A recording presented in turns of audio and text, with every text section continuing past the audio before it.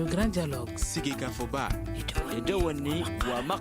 Le grand dialogue de l'émission de débat du studio Tamani sur votre radio. Chenni Beri. Halud Maudi. Chenni Beri. Sigikafoba.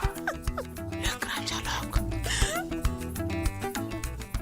La communauté chrétienne au Mali célèbre ce dimanche la fête de Pâques qui commémore la résurrection de Jésus-Christ, mort pour sauver toute l'humanité. Cette fête qui marque chez certains chrétiens la fin de l'ère carême offre un moment de dévotion intense dans la pratique de leur vie religieuse. Comment cette fête se prépare au Mali? Comment cette communauté, si minoritaire soit-elle, vit la coexistence avec les autres pratiques religieuses? Quel peut être l'impact de l'extrémisme religieux sur cette célébration de Pâques? Alors, nos invités sont le pasteur Nouag Imfa Yatara, il est le délégué général de l'Association des groupements d'églises et missions protestantes au Mali, AGEMPEM. L'abbé Florent Koné, il est le recteur du grand séminaire Saint-Augustin de Samaya. Le docteur Ali Tunkara est sociologue, il est sur ce plateau en tant qu'analyste. Je suis Aliou Sidibé à la présentation. Le grand dialogue. Alors, pasteur, qu'est-ce que c'est que Pâques? Bon, grâce soit rendue à Dieu qui nous donne la victoire par Jésus-Christ, on a l'habitude de dire les chrétiens, pour dire que Pâques, c'est la plus grande fête chrétienne pour eux. Pâques, c'est quand Jésus est venu sur terre devenir l'agneau de Dieu qui ôte les péchés du monde. Et il a concrétisé en mourant sur la croix et démontré que c'est vraiment pour ça qu'il est venu. La mort ne peut pas les retenir et il l'a démontré par sa résurrection corporelle. Donc vraiment, Pâques pour nous, c'est la plus grande fête que nous pouvons célébrer dans ce monde-là. L'abbé Florent, une définition de Pâques? Une définition de Pâques, c'est effectivement la plus grande fête chrétienne. Et le mot Pâques même, étymologiquement, signifie passage. Alors, passage, parce que ça rappelle, du point de vue historique, c'est fondé sur le passage de la mer Rouge par les Hébreux, leur libération d'Égypte, de l'esclavage d'Égypte. Maintenant, pour nous chrétiens catholiques, la Pâque, ce n'est pas ça, la libération d'Égypte, mais Jésus qui est venu et qui nous a libérés de tous nos péchés. Donc, il est le libérateur. C'est dans ce sens que c'est aussi un passage donc, d'une vie d'esclavage, du péché, à une vie meilleure, une vie de ressuscité, une vie de sauvé. Mais est-ce à dire que Pâques, dans ce cas, c'est une fête célébrée par d'autres groupements en dehors des chrétiens? Vous avez tantôt parlé quand même du peuple juif, oui. Juif, oui. Oui. Alors, oui, le peuple juif, déjà, même avant la Pâque chrétienne, le peuple juif connaît déjà et fête la Pâque. Et notre liturgie même va être beaucoup fondée, va puiser des éléments dans cette célébration de la Pâque juive. Okay. Docteur Ali Tunkara, quelque chose à ajouter? Alors, ce qu'on pourrait ajouter au regard de ces deux explications, celle du pasteur, celle du recteur, il y a quand même la notion de liberté qui apparaît, ça c'est fondamental. Et il y a la notion aussi de la divinité qui serait quelque chose d'inhérent à toute humanité. Ça c'est fondamental à retenir au-delà de la particularité, de la singularité de la fête Pâques qui est considérée comme une fête chrétienne. Et fondamentalement, lorsqu'on analyse la Pâques à travers le monde, on va se rendre compte quand même que cet espace de communion, c'est extrêmement important. Lequel espace, qu'on soit chrétien, musulman, de l'élément, ces apôtres, ces disciples, justement, ont la ferme conviction qu'il faut quelque chose à partager, laquelle chose serait, à la limite, sans nationalité, laquelle chose serait sans aucune identité référencée. Donc la Pâque, elle est cette fête, effectivement, qui arrivent justement à se soustraire des frontières, lesquelles frontières elles peuvent être géographiques, lesquelles frontières elles peuvent être religieuses. Et ce qui fait qu'aujourd'hui, il est extrêmement important quand même de se rappeler de cette pluralité autour de toutes les festivités. Effectivement, ce ne sont pas que les gens ne font pas que danser et chanter. Il y a quand même des messages de paix qui sont véhiculés ça et là, quand vous allez dans les différentes églises, lesquels messages de paix, effectivement, n'ont pas de nationalité, lesquels messages de paix n'ont même pas de religion, lesquels messages de paix s'intéressent à l'humanité dans son ensemble. Donc c'est d'où toute l'importance qu'a quand même la religiosité dans un espace donné. Donc il faut dire qu'un être humain, du point de vue sociologique, est dans l'obligation de se référer à une créature supérieure, peu importe l'appellation. Parlant, quelle est son importance, notamment au Mali, en tant que pratique religieuse? C'est important, parce que quand vous lisez les travaux des premiers sociologues qui se sont efforcés à expliquer la déviance, l'un des aspects les plus abordés pour expliquer la déviance, c'est le relâchement de l'individu face à ses préceptes religieux.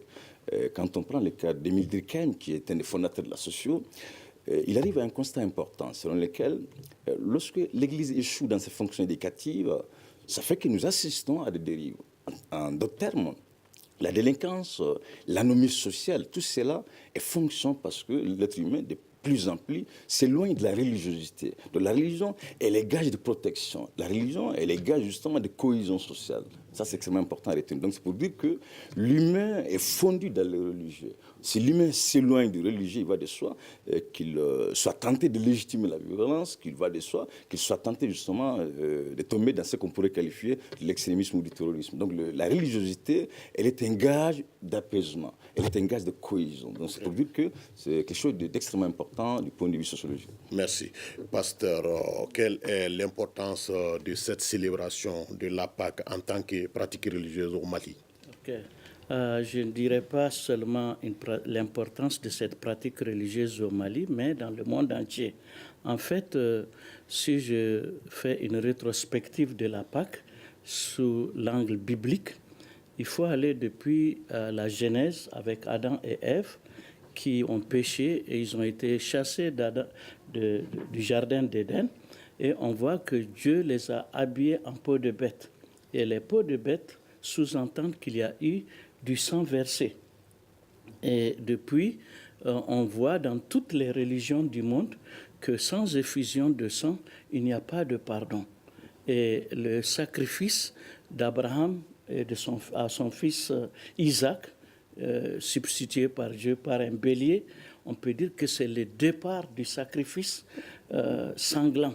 Et il faut aller vraiment à la Pâque juive dans Exode 12, où on voit que Dieu leur a dit que si vous faites chacun de vous ce sacrifice sanglant ce soir, alors l'ange de la mort qui viendra passera par-dessus vos maisons. C'est Fasca, c'est ça le mot qui a donné le mot Pâques. Il va, au lieu que la mort entre chez vous et tuer vos premiers-nés, il va passer au-dessus de vous. Et depuis lors, chaque année, les enfants d'Israël ont refait ce sacrifice sanglant et les prophètes ont commencé à dire, mais chaque année, est-ce qu'il n'y a pas une solution définitive qui va se mettre entre nous et ce sacrifice de chaque année? Alors là, les prophètes ont prédit la venue du Messie, du Sauveur. Alors le grand prophète Ésaïe, dans Ésaïe 53, il dit qu'il viendra comme une brebis qu'on mène à la boucherie. Et l'Éternel fera retomber sur lui l'iniquité de nous tous. Et quand Jésus venait à naître, l'ange qui est venu l'annoncer dit qu'il sauvera son peuple de ses péchés. Donc c'était vraiment là la vision apportée par les anges au monde néo-testamentaire. Et quand Jean-Baptiste, le premier du temps de Jésus, quand il verra Jésus passer, il dira à la foule, « Voici l'agneau de Dieu qui ôte le péché du monde. » Et depuis lors, vraiment, les yeux étaient fixés sur ce qu'il fera. Et lui, il dira que Dieu a tellement aimé le monde qu'il a donné son Fils unique afin que quiconque croient en lui ne périssent pas, mais qu'ils aient la vie éternelle. Donc vraiment, Jésus a donné la dimension universelle que ce qu'il est venu est un salut qui concerne le monde entier. C'est l'amour de Dieu manifesté au monde entier que lui, il viendra faire. Et jusqu'à la croix, quand on le crucifiait, son message pour l'humanité, Père, pardonne-leur, car ils ne savent ce qu'ils font. Donc c'est ça l'objectif de Pâques, et c'est vraiment dire que lui, il paye ce que nous méritons comme jugement, comme condamnation, comme enfer, tombe sur lui à notre place. Ça mérite d'être fêté par quiconque comprend et accepte ce message. Okay. L'abbé, quelque chose à ajouter par rapport à l'importance de la Pâques en tant que pratique religieuse au Mali? Oui. Alors, on ne va pas du tout séparer le Mali par rapport au monde entier, puisque la Pâques, ça concerne le monde entier, ça concerne tous les hommes. Donc, du point de vue importance, d'abord, il faut noter que la foi chrétienne est née à partir de la Pâques.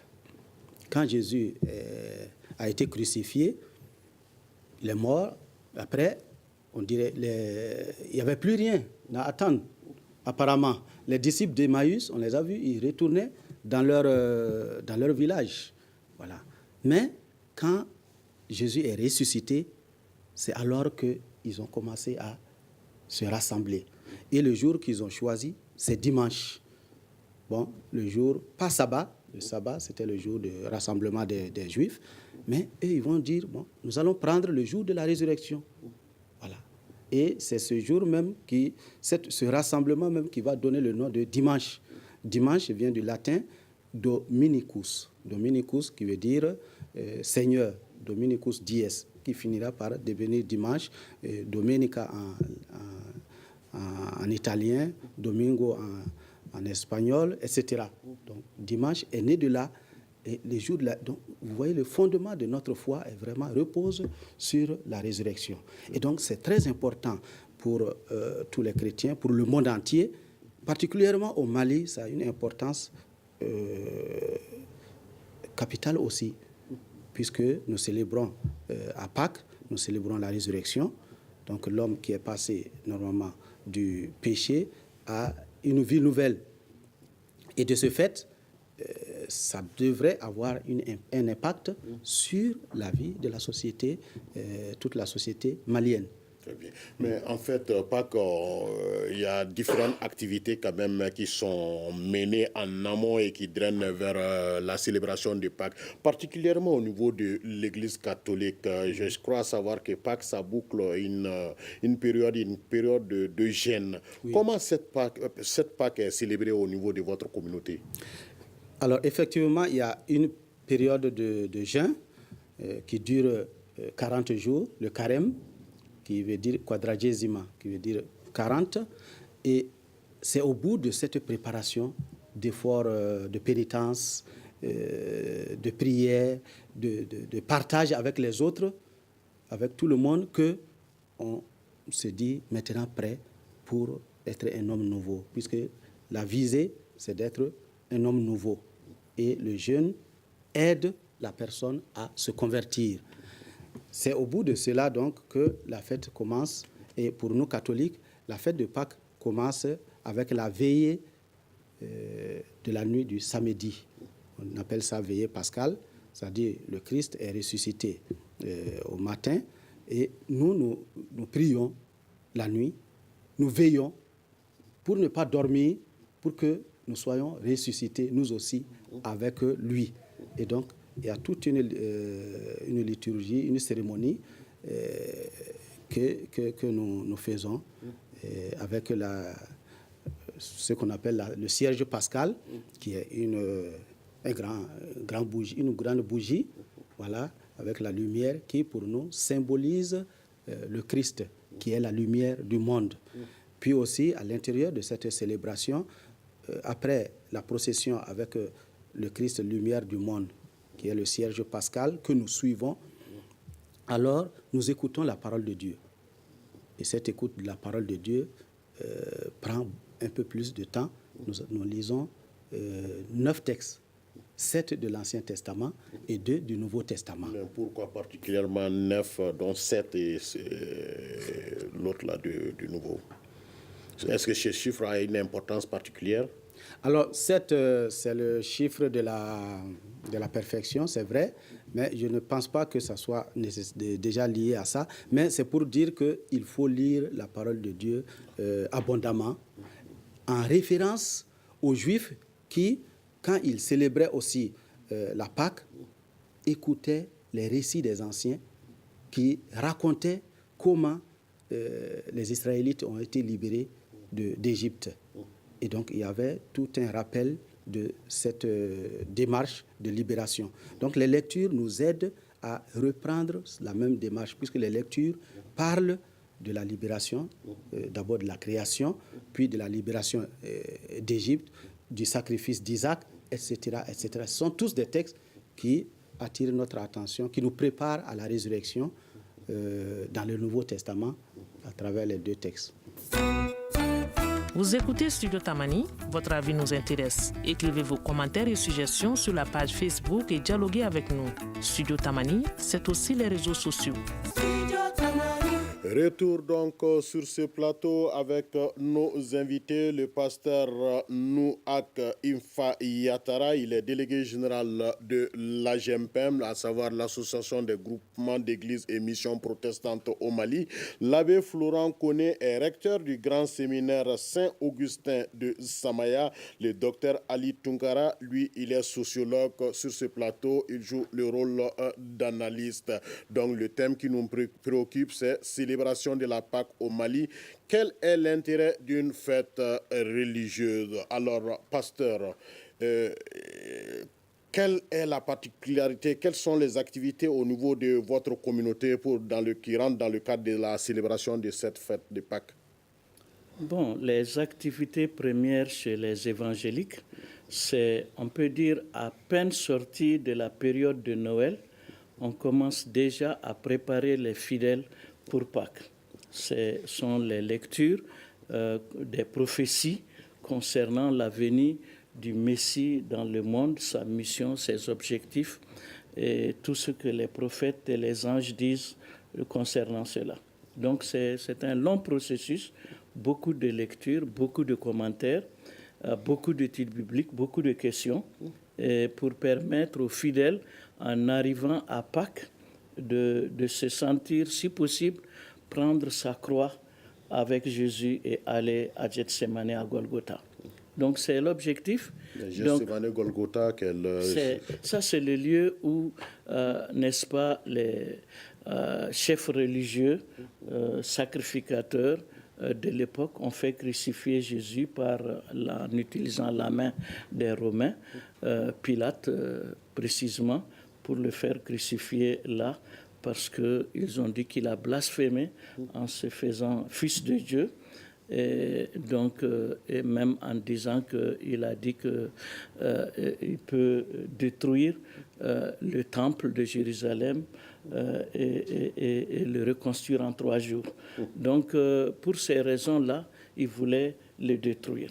Il voulait le tuer. Donc, l'objectif, c'est que le chrétien comprenne tout ce qui s'est passé dans la vie de Jésus, dans la vie des prophètes, pour arriver et quel est l'objectif de cela. Et j'ai dit encore que le mot Pâques, les Juifs, ils célébraient déjà la Pâque. Et en fait, chez les chrétiens, nous utilisons généralement cela au pluriel, les Pâques, pour dire qu'il y avait ce que les Juifs faisaient, qui est la Pâque, et ce que nous, maintenant, on peut dire que c'est l'accomplissement et l'objectif de cette Pâque singulière, au singulier chez les Juifs, c'est concrétisé, réalisé, accompli avec la venue de Jésus-Christ, et maintenant c'est devenu 2 Pâques, célébrées en même temps, le même jour. En fait, quand Jésus mourait, c'était la Pâque juive plus la nouvelle Pâque que les chrétiens désormais célébreront à partir du premier jour de la semaine, qui est le dimanche. Donc maintenant, pour nous, le Pâques, c'est vraiment, c'est surtout nos jeunes qui sont beaucoup plus dynamiques, qui, à la veille de Pâques, après les prêches de la nuit, etc., généralement continuent à fêter, à chanter, à témoigner jusqu'à l'aube. Et donc, la communauté revient le jour pour d'autres prêches et généralement communier, passer toute la journée ensemble à se commémorer toutes les bonnes nouvelles que désormais Jésus a été, on dirait, le premier de la cordée à remporter la victoire sur la mort. Et maintenant, ça donne l'espoir, l'espérance à tous ses disciples aussi de suivre ce chemin-là qui leur donnera la victoire sur la mort. Merci. Donc c'est un peu ça pour nous, Pâques. D'accord, merci. Et docteur Ali Toungara, comparé quand même à Noël, on a vu qu'un Noël, c'est une fête commerciale. Hein, et comparé à Noël, Pâques paraît un peu moins mouvementé en matière de dépenses. Comment vous expliquez cela sur un plan purement sociologique? Alors, c'est important, je crois qu'en évoquant la Pâques dans son expression actuelle, des éléments me paraissent quand même importants à mettre en relief. D'abord, prenons le cas du contexte malien. Ça témoigne aussi, comme premier élément, le caractère laïque de l'État, c'est quand même fondamental. On en arrivera. Voilà, donc c'est important. Le second élément, qui est la finalité recherchée par la Pâques, qui est différente quand même de celle recherchée par les festivités de Noël. Au regard de ces deux explications, vous conviendrez avec moi que la finalité recherchée, justement, c'est de purifier l'âme humaine. Donc, vous allez dans toutes les religions dites monothéistes, vous allez vous rendre compte que les pratiques religieuses ont pour finalité de rendre l'âme humaine beaucoup mieux aboutie qu'elle n'était auparavant. Donc, c'est pour dire qu'on est en quête du perfectionnement, on est en quête de bonnes conduites. Or, quand vous regardez aussi les textes juridiques et les lois et toutes les normes sociétales aussi ont pour finalité de faire en sorte que l'être humain, son environnement devienne de plus en plus agréable, devienne de plus en plus apaisé. Donc, vous conviendrez des pratiques religieuses, justement, on se glisse même vers le respect des textes aussi, qu'on pourrait les qualifier de juridiques. Donc, religion et État sont ici compatibles parce que les deux acteurs cherchent la même finalité qui est de préparer l'être humain à une vie encore plus meilleure, qui est de préparer l'être humain à rendre son environnement moins agressif, qui est de préparer l'être humain afin qu'il soit conforme aux attentes de sa société ambiante. Donc c'est extrêmement important de retenir qu'au-delà de toutes les festivités, au-delà de la logique commerciale qui est derrière toutes ces activités, ce qui est recherché, c'est de rendre l'humain beaucoup plus conforme aux attentes de la société, c'est de rendre l'humain, avec grand H, effectivement, son environnement agréable et apaisé. Donc c'est extrêmement important qu'on sorte carrément de la dimension religieuse de la fête pour carrément s'inscrire justement dans une logique laïque et républicaine. Mais vous avez tantôt parlé quand même de laïcité. Le Mali est un pays laïque. Mais à votre avis, quelle appréciation faites-vous quand même de la pratique de cette laïcité-là dans la vie courante au Mali? C'est vrai que quand vous faites l'histoire ou l'historique du mot laïcité ou du concept de laïcité, il est quand même un concept à géométrie variable, il faut le reconnaître. Une notion très, très polysémique, voire tout à fait contradictoire selon les sociétés, selon, si vous voulez, les types de gouvernance. Alors, dans le cas malien, ce qui est fondamentalement recherché derrière le mot laïcité, c'est d'aider l'individu malien à intégrer justement la pluralité d'expression, la pluralité de points de vue. Ça, c'est extrêmement important. D'ailleurs, dans mes travaux, j'ai remis beaucoup en cause le fait qu'on n'aide pas l'enfant malien des Abaza, justement, à intégrer la pluralité des pensées. Or, qui parle d'un État laïque, parle de cet État, justement, qui est capable de gommer toutes les singularités au nom du référent laïque. Mais si vous regardez un peu dans le contexte malien, vous allez quand même reconnaître que l'État laïque, il peine parfois à s'assumer dans ses fonctions régaliennes car il succombe aux sirènes des raccourcis, il succombe au charme de certaines personnalités religieuses, ce qui est très dangereux du point de vue d'une république laïque. Donc la laïcité, il ne s'agit pas de l'absence du religieux dans les champs publics, mais plutôt l'État a l'obligation de veiller à ce que toutes les formes de religion religiosité arrive à s'exprimer librement, que toutes les formes de religiosité, justement, arrivent à pratiquer comme bon les semble, sans qu'il y ait une quelconque forme de contrainte. Donc, c'est pour dire que un homme politique, quelqu'un qui incarne les institutions de la République au nom de la laïcité, il a l'obligation justement de traiter les citoyens de façon égalitaire et équitable, sans pour autant succomber au communautarisme, sans pour autant même succomber justement au charme des personnalités religieuses. Mais si vous regardez quand même dans le contexte malien, et surtout dans ces dernières années, vous allez vous rendre compte que l'élite politique, elle a échoué dans ses fonctions de fédération, dans ses fonctions justement même de gouverner.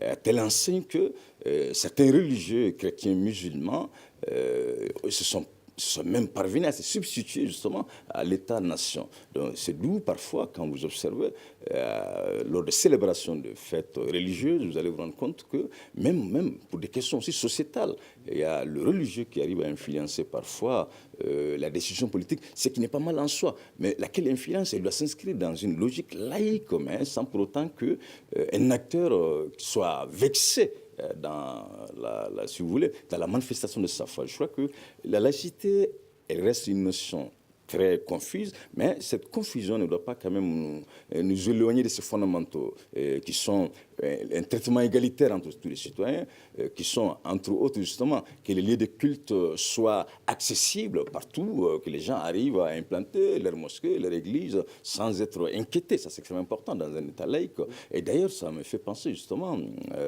à notre penseur anthropologue, Hamadou Mpateba. Il disait dans ses écrits que l'une des difficultés que prouvent aujourd'hui les êtres humains, c'est vraiment leur ignorance, en fait. Vous allez vous rendre compte que les musulmans ignorent les chrétiens ignorent les musulmans, à telle enseigne que cette ignorance pourrait même conduire certains à légitimer des propos violents, à même légitimer l'action violente. Donc je crois qu'il est fondamental que l'État soit le garant de toutes les religions sans aucune distinction. Très bien.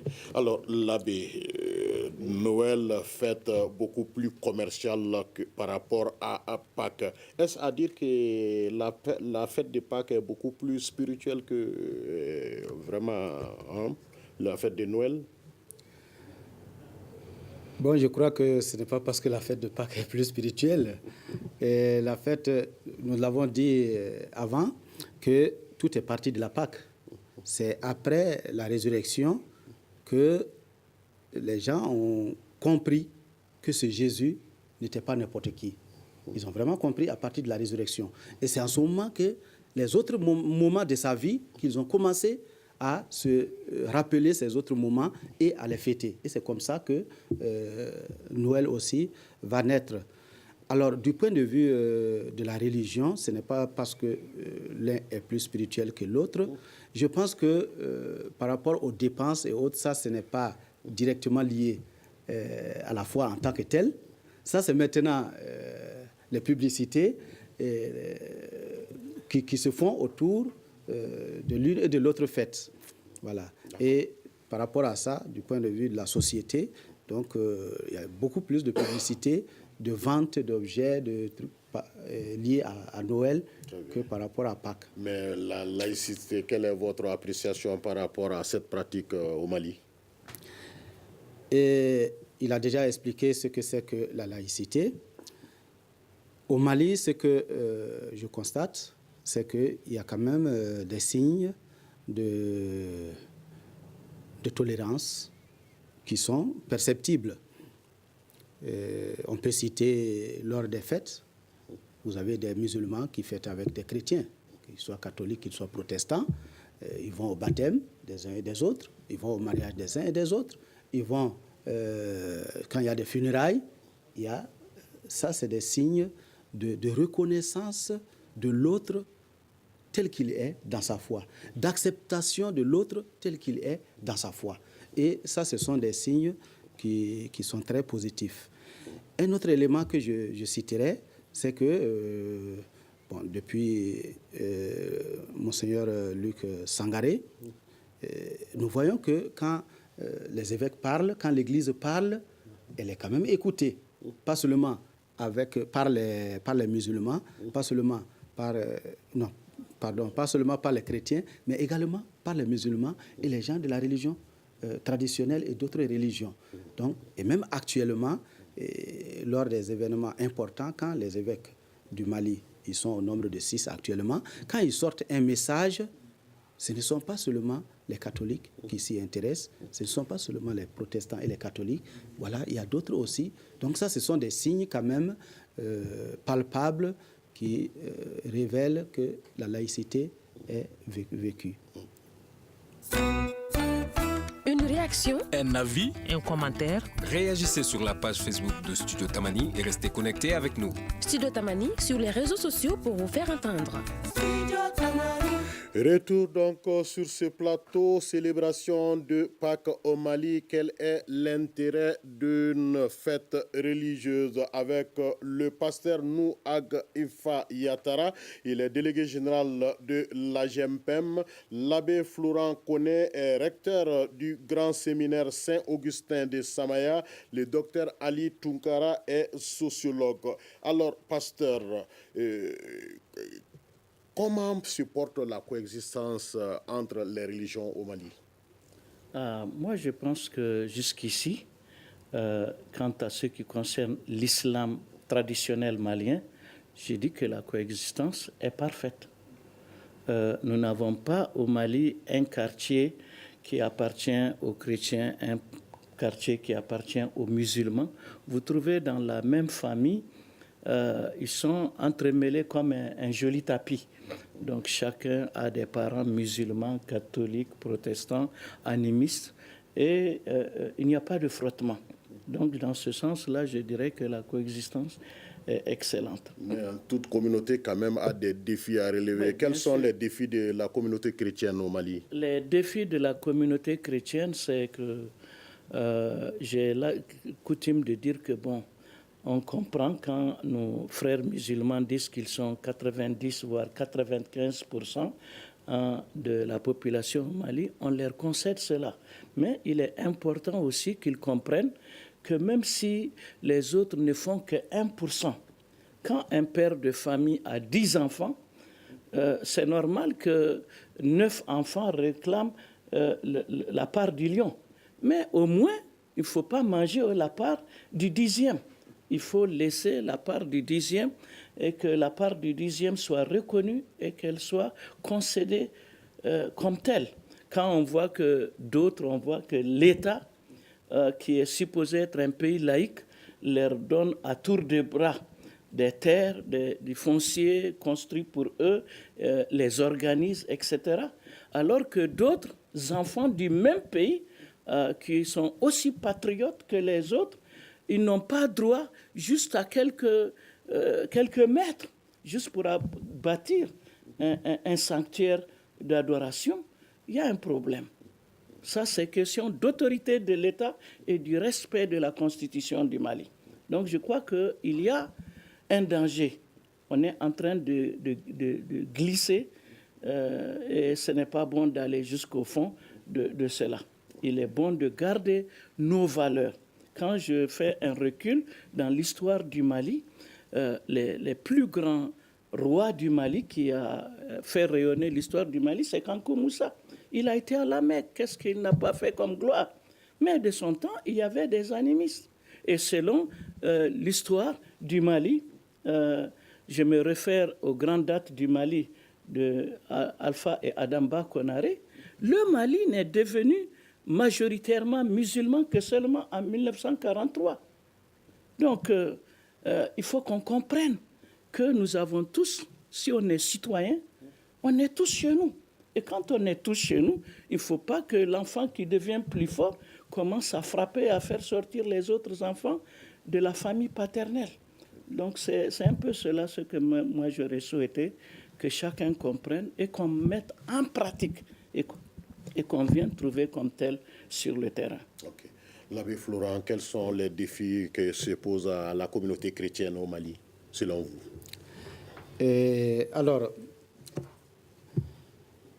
la coexistence, jusque-là, elle est bonne, nous avons dit, mais il y a un risque de glissement. Voilà, il y a un risque de glissement. Et cela doit interpeller pas seulement les chrétiens, mais également les musulmans et également l'État. parce que la laïcité veut que l'on reconnaisse chacun tel qu'il est. Les chrétiens, leur message est basé sur la Bible, et notre message a toujours été un message de paix, de reconnaissance de l'autre aussi, tel qu'il est, comme il est, de respect de la foi de l'autre.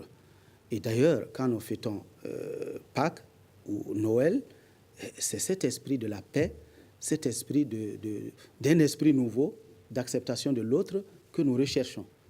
Quand nous avons parlé également du carême, du temps de carême, où nous jeûnons, c'est pour s'ouvrir à l'autre, pour accepter l'autre. Voilà. Donc, le grand défi, c'est celui de reconnaître l'autre comme il est, même s'il est minoritaire, il est important et il a aussi sa parole qui doit être écoutée. Okay. Alors, docteur Ali Toukara, l'Église quand même a des défis, mais l'Église a des contributions également à faire dans le Mali actuel où la cohésion sociale quand même est d'une nécessité accrue. Alors, quelle peut être la contribution des églises dans le contexte sécuritaire actuel au Mali? Alors, les églises peuvent apporter pas mal d'apports en termes de retour à une paix durable ou en termes même de lutte contre l'extrémisme violent. Parmi ces différents apports, il faut quand même déjà que l'Église aussi intègre effectivement, suffisamment, pas toutes, certaines, la pluralité aussi des pensées, parce qu'on a quand même des deux côtés les responsables religieux ou les autorités religieuses qui seraient parfois dans le déni de la contradiction. Je crois que c'est extrêmement important, qu'on soit musulman, chrétien ou athée, agnostique. La violence, elle émerge lorsque l'on refuse justement de partager la souffrance de l'autre. Ça, c'est extrêmement important. Et si vous regardez un peu au centre du Mali, certains lieux de culte chrétiens avaient été attaqués par des groupes extrémistes violents avec le référent religieux. Je crois que c'est quand même un défi qui se pose justement à l'Église, en même temps à la communauté musulmane. Une des solutions vraiment basiques, qui n'est même pas coûteuse, ça aurait été de faire des déclarations de condamnation. Ça, c'est quand même simple, on n'a pas besoin des millions pour se faire. Je crois qu'il est important de comprendre que partout au monde, le numérique arrive à imposer son dictat, quitte à même faire entorse à des fondamentaux de la démocratie.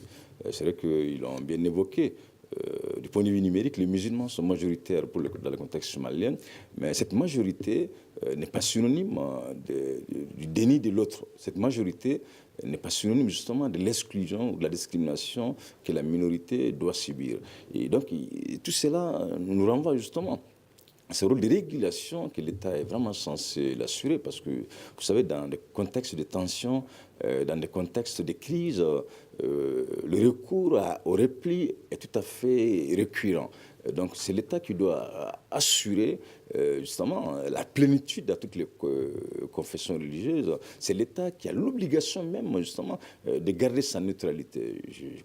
Imaginons si j'étais chrétien ou athée, je vois l'État agir en faveur des musulmans ou des animistes tout en ayant contradiction avec les fondamentaux de la démocratie ou avec les fondamentaux de la laïcité, je serais naturellement choqué, que je le dise ou pas. Donc c'est pour dire que partout au monde, un État fort est cet État qui ne succombe pas justement au raccourci de ces populations. Et l'État, il doit justement avoir justement le monopole de pouvoir contraindre les populations afin qu'elles se conforment aux règles de la société. Mais si l'État n'arrive pas à jouer ce rôle de régulation, ce rôle de coercition, il va de soi que les gens tombent dans le dérive. Donc il est important que les défis sont vraiment pluriels. Mais un des défis également qui se pose, tant à la communauté musulmane qu'à la communauté chrétienne aussi, ce sont aussi ces clichés qui séparent les gens.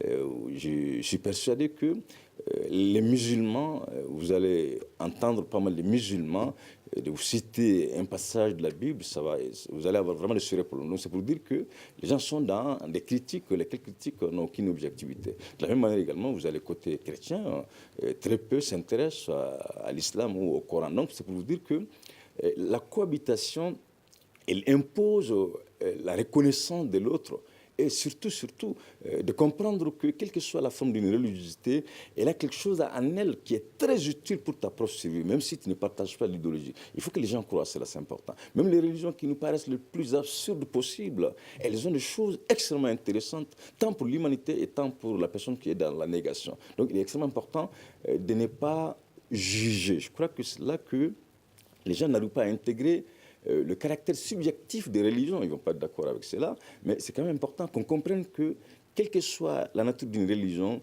elle est traversée par des subjectivités. Parce qu'un chrétien a la ferme conviction que le christianisme est la meilleure religion. De la même manière également, un musulman est traversé par ce sentiment de supériorité. Donc c'est pour dire que le caractère subjectif des religions est fondamental. Donc c'est l'État qui doit justement se protéger, c'est l'État qui doit faire en sorte que cette subjectivité aussi n'arrive pas à se légitimer jusqu'à arriver à un point où l'autre est exclu, jusqu'à arriver à un point où l'autre n'arrive même plus à manifester justement sa religiosité.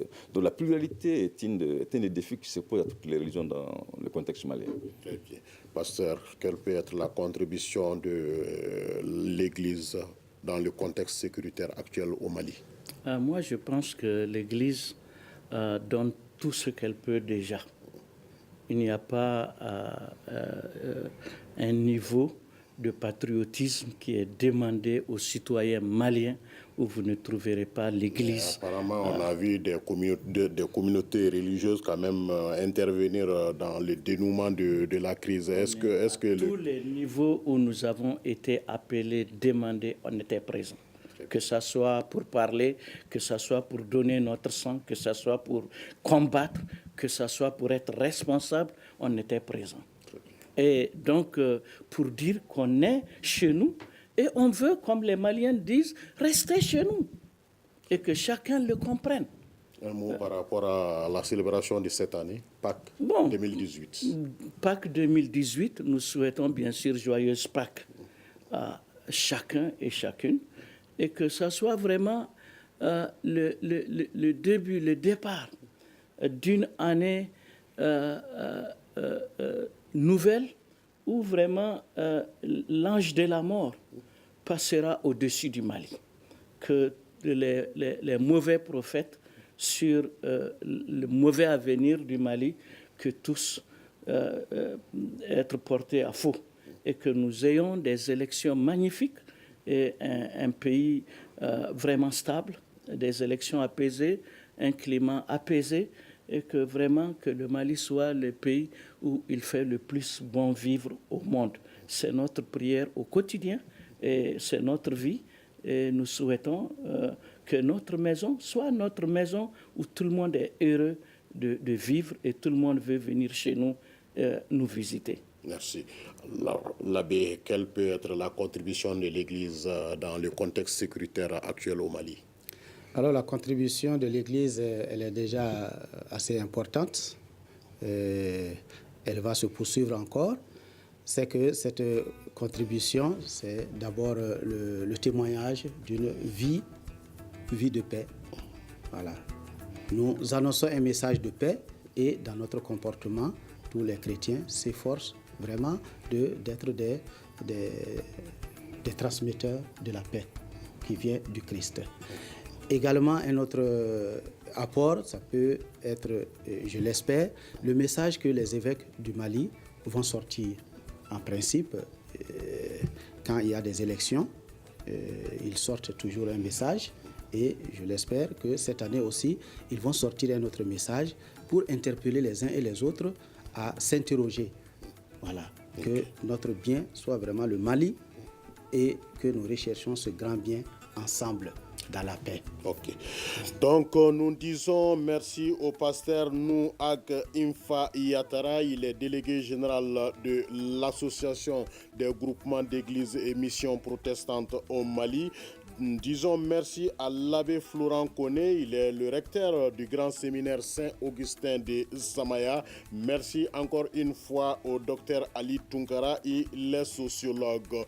Donc c'est tout sur ce thème, célébration de Pâques au Mali, quel est l'intérêt d'une fête religieuse? Alors nous sommes donc au terme de cette émission, merci de l'avoir suivi. Vous pouvez la retrouver sur notre site en tapant sur 3 www.studiotamani.org et réagissez sur les réseaux sociaux et sur notre répondeur au 75 84 11 11 et 75 84 12 12. Ce débat a été réalisé par Moumine Sendebou et la mise en onde est assurée par Salim Diouara, la régie vidéo par Peting Diara. Je suis Aliou Sidibé et la coordination était assurée par Mohamedou Touré. À la prochaine. Le grand dialogue. Le grand dialogue de l'émission de débat du Studio Tamani sur votre radio. Shenni Beri. Halud Mauni. Shenni Beri. Sigi Kafoba.